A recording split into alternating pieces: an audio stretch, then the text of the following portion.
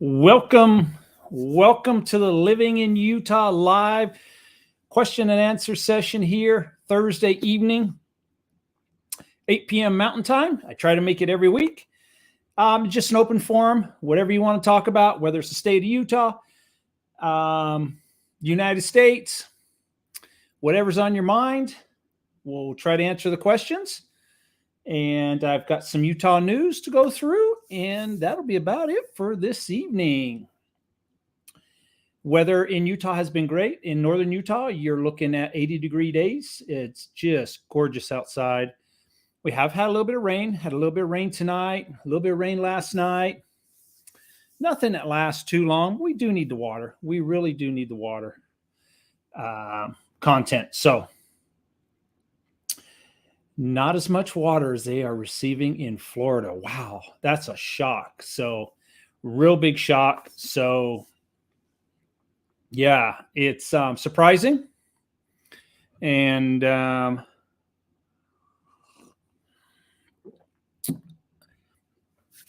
few things come to mind. Seems like a lot of the state got hit. Fort Myers, the heaviest. Tampa area, but damage all across the state, it seems like. So, not a pretty sight at all. Not at all. So, things are going great then in Utah compared to Florida. That's for sure. So, we won't complain with our summer weather here that we are having. But some news items that come up in the state of Utah. Nothing as big as Florida. But the governor we have, Governor Spencer Cox. I like the man. I really do like the man. Great ideas.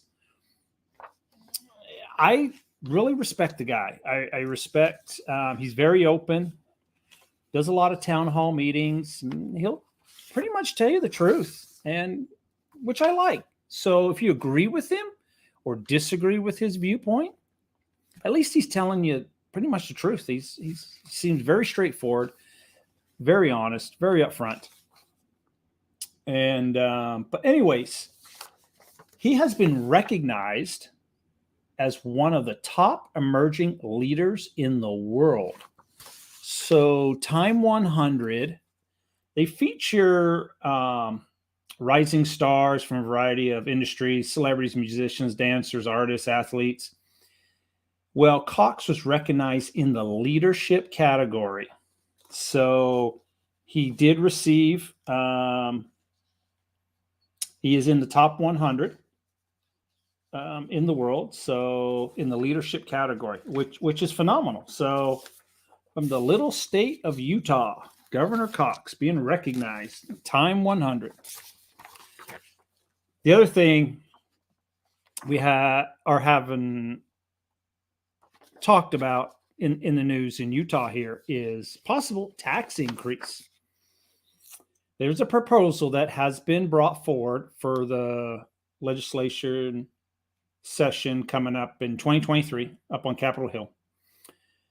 And they want to add a fee to delivery items like Amazon and groceries. So people who have home delivery for their groceries, Amazon deliveries, they want to tack on a fee. Guess where they got the idea from? Our neighboring state, Colorado. This summer, Colorado implemented a very similar fee. So it looks like one of the lawmakers in Utah wants to tag on to what Colorado's doing to try to bring in some more money. They are the state or the lawmaker who put forward this particular bill, or is going to put forward this particular bill. It has not been brought up on Capitol Hill yet. That'll be in 2023. But they say that our transportation funds are dwindling, and over the next 30 years, we will not have enough money. And this is one of the areas they're trying to increase more to bring more money for our roads and transportation in general. But my question is, this is really a short-term, I mean, it would generate some money, but I think the biggest problem they have with the state and many states are probably having similar issues, is the gas tax money is probably decreasing.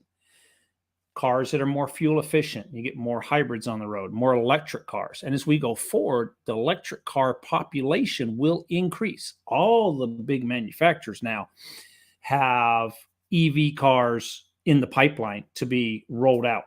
Some of them, like Ford, are already on the road. So their gas tax money is going to decrease even more. Pretty soon, we're just going to be constant decrease, decrease, decrease. So I think the real problem is not trying to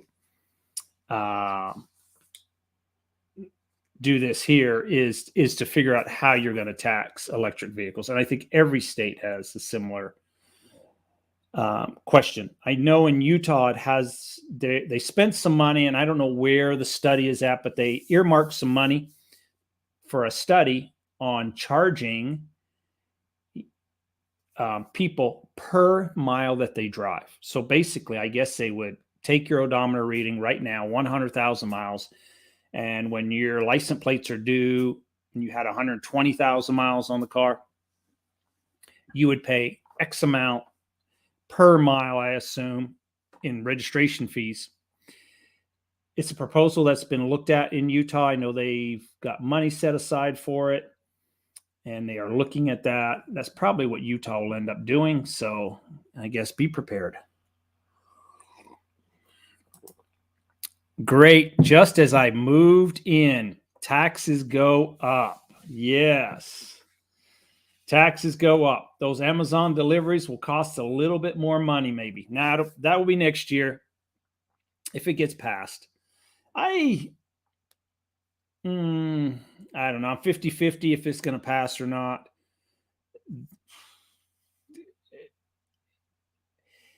I think what might have to happen. So this last year, we had a surplus of money. We had extra money. We were rich with money in the state of Utah, and then they were out trying to spend it and do this and do that.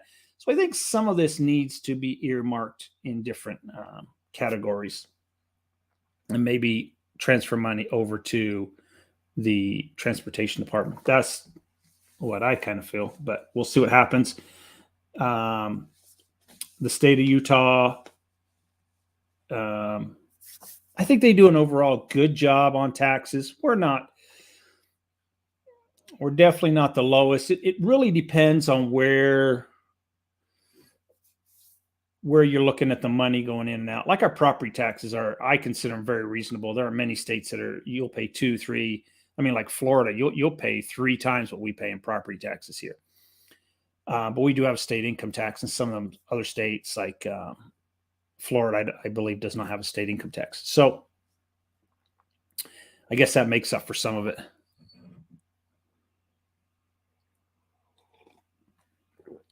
Taxes.